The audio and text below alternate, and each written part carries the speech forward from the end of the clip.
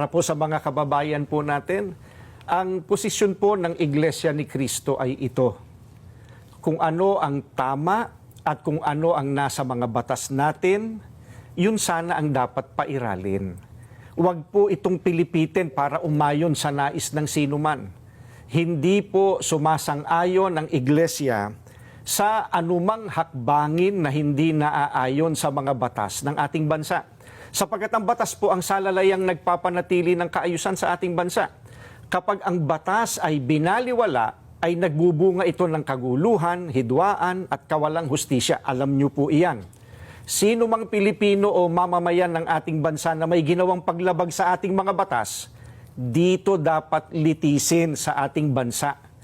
Bakit po? Sapagkat gumagana naman ang sistema ng ating hustisya.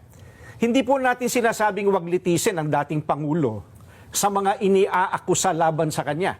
Ang saganang amin po, nagtitiwala ang Iglesia ni Cristo sa integridad at kakayahan ng hudikatura para pagpasyahan ng ganitong bagay at usapin.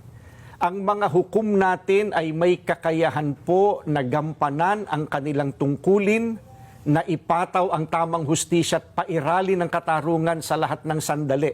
Kaya, hindi natin dapat isuko ang soberenya ng ating bansa sa iba. Yan po ang posisyon natin.